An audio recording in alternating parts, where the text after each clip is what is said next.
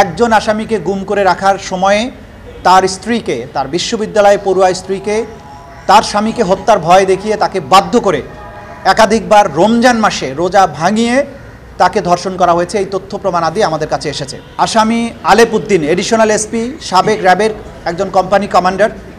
আলেপ উদ্দিনের অভিযোগ সবচাইতে মারাত্মক।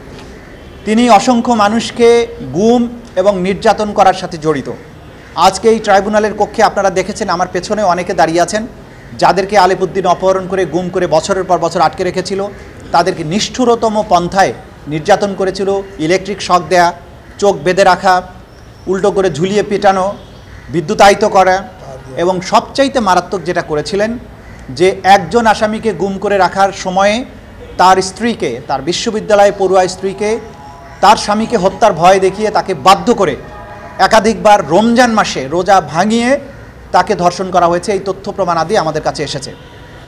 আমরা এগুলো ট্রাইব্যুনালকে জানিয়েছি যে এরকম নিষ্ঠুর এবং জঘন্যতম অপরাধী যারা, তাদের ব্যাপারে তদন্ত কার্য পরিচালনা করতে সময় লাগবে, কারণ প্রতিদিনই নতুন নতুন ভিকটিমরা আমাদের কাছে অভিযোগগুলো নিয়ে আসছেন এবং তাদের তদন্ত এবং তাদের বক্তব্য, তাদের এভিডেন্স কালেকশন করার জন্য আমাদের সময় দরকার।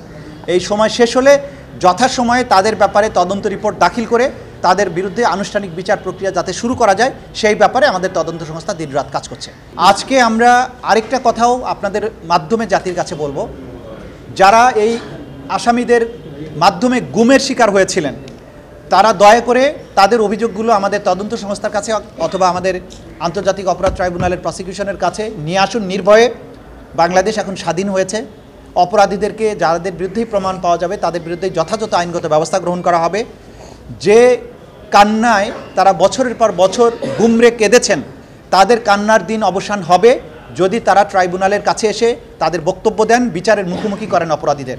আমরা চাই অপরাধীদের বিচারের মাধ্যমে বাংলাদেশ কলঙ্কমুক্ত হোক এবং যারা গুমরে গুমরে কেঁদেছেন বছরের পর বছর, তাদের কান্নার অবসান হোক। আমরা সেজন্য তাদেরকে এগিয়ে আসার জন্য আহ্বান জানাই।